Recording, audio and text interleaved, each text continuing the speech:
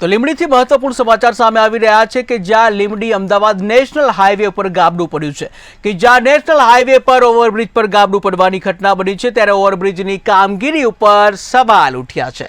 ત્યારે અંદાજે 8 થી 10 ફૂટનું ગાબડું પડતા સવાલ કે જ્યાં એક તરફનો જે વાહન વ્યવહાર બંધ કરાયો છે ત્યારે તંત્ર દ્વારા બેરિકેડ મૂકી રિપેરિંગ હાથ ધરવામાં આવ્યું છે। महत्वपूर्ण समाचार सामे आवी रह्या छे। લીંબડી અમદાવાદ નેશનલ હાઈવે કે જ્યાં લીંબડી અમદાવાદ નેશનલ હાઈવે ઉપર ગાબડું પડવાની ઘટના સામે આવી છે કે જ્યાં ભ્રષ્ટાચારનું ગાબડું સામે આવ્યું છે। નેશનલ હાઈવે પર ઓવરબ્રિજ ઉપર ગાબડું પડવાની ઘટના બની છે કે જ્યાં ઓવરબ્રિજની કામગીરી ઉપર અનેક સવાલો ઉભા થઈ રહ્યા છે। ત્યારે અંદાજે 8 થી 10 ફૂટનું ગાબડું પડતા સવાલ ઉભા થયા છે। એક તરફનો વાહન વ્યવહાર છે બંધ કરવામાં આવે છે ત્યારે આ સાથે તંત્ર દ્વારા બેરિકેડ મૂકી રિપેરિંગ કામ હાથ ધરવામાં આવ્યું છે। ટીવી સ્ક્રીનના દ્રશ્યો તમે જોઈ રહ્યા છો કે જ્યાં લીંબડી અમદાવાદ નેશનલ હાઈવે છે તેના દ્રશ્યો છે કે જ્યાં હાઈવે ઉપર જે બ્રિજ છે ત્યાં મસ્ત મોટું ગાબડું પડ્યું છે। આશરે 10 ફૂટ જેટલું આ ગાબડું જે છે તમે જોઈ રહ્યા છો કે જ્યાં